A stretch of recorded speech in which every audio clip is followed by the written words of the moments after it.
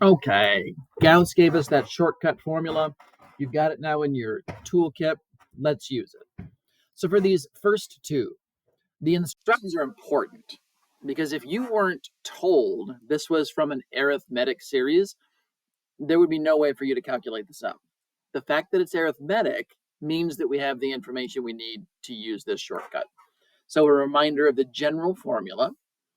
The sum of the first n terms of an arithmetic series is n over 2 times the first term plus the last term. So this is all about putting the right stuff in the right spot. So in this particular case, the sum of the first 11 terms is 11 over 2 times 151 over 24 plus 551 over 24. And I'm not going to try to do that in my head.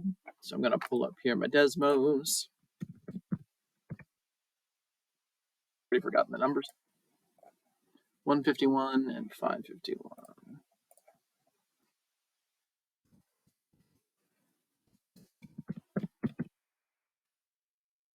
And again, this is us taking advantage of that shortcut sum from Carl Gauss.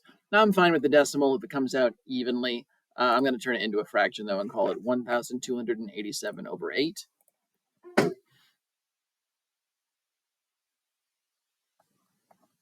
And actually, tell you what, let's skip the decimal, too. That's just a bit easier to interpret, right? So 160.875. There you go. So be a little bit impressed. Without even knowing what the numbers in the list are, we just found what you get when you add them all up. That's one of the powerful results of being able to use this formulation. Okay, next up, do a quick pause on this one. I want you to try it, do the same thing, and we'll see if we end up in the same spot. So sum of the first 14 terms, it's always n over 2, so 14 over 2 times first term plus last term. So note, this is telling us the 14th term is 102. So calculator it out. 14 over 2, that's just 7, times 11 plus 102, that's just 113, for a result of 791. Again, and just enjoy this. You're adding up now the sum of these 14 numbers, and you don't even know what the numbers are, but you know what their sum is. It ends up being that 791. That's impressive. All right, now on these, please listen to this. I would expect you to know that these are arithmetic series sums, even if you were not told. Hear that again. I would expect you to know that these are arithmetic series without being told. Because take a look at the structure. Notice how this fits. I could write, I'm just going to think to the side here for a moment. I could write this as I switch back to a pen, as -4 plus 4i. Well, this fits the pattern of a0 plus dn. So 0th term, common difference, number of terms. That's an arithmetic sequence formula. Therefore, this is an arithmetic series.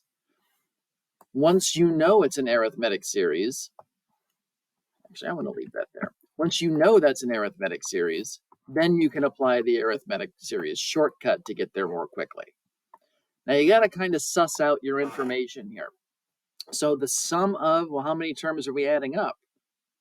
Oh, as long as this starts at 1, you're beginning with the first term and ending at the 30th, well, then you're adding up 30 numbers.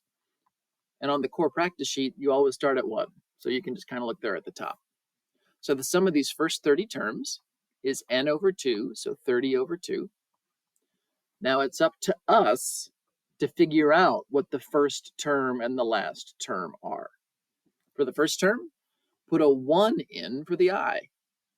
So I put a 1 in for the I, that's 4 times 1 is 4. 4 minus 4 is 0. The first term is 0. Not the most exciting first term in the world. Now for the last term, the 30th term, put a 30 in for the I. That's going to be 4 times 30 minus 4, which should be, is that 116? It is. All right, so put this all together. 15 times 116, our overall sum ends up being 1,740. Now you'll find you get the same result if you do like we did in the previous lesson, right? Where you calculate each one individually and then add them up. It just takes a lot longer. So recognizing this pattern, and basically anytime it's linear in here, y equals mx plus b sort of thing, mx plus b, it's going to be an arithmetic series following that pattern. For the next, tell you what, if you think you know what you're doing, go ahead, do a pause, and then unpause when you're ready to check. Just in general here, I'm saying, all right, we're adding up 12 terms. So I want to do 12 over 2 times the first term plus the 12th term. This is just me thinking about my setup. So that means then, well, 12 over 2, I'm going to leave it as 12 over 2. It's just 6. For the first term, put a 1 in for the n. 0.2 times 1 plus 1 is just 1.2. For the 12th term, put a 12 in for the n. Well, 0.2 times 12, that's 2.4, plus 1 is 3.4. Throw this into my calculator machine. So 6 times 1.2 plus 3.4. I end up with a 27.6.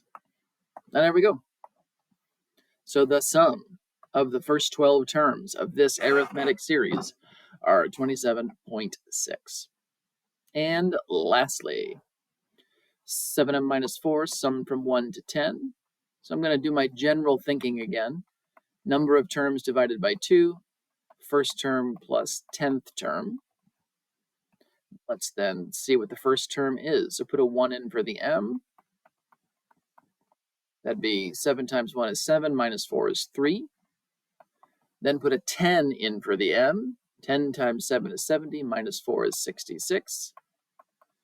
So that would be 5 times 69 ends up with a sum of 345. So quick recap as we wrap things up.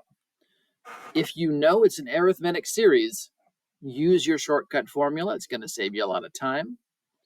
You need to know your number of terms, your first term and your last term. So if they're given to you, great. If they're not, if you're given instead the summation notation, recognize the arithmetic pattern. It's an mx plus b sort of pattern. Determine your number of terms.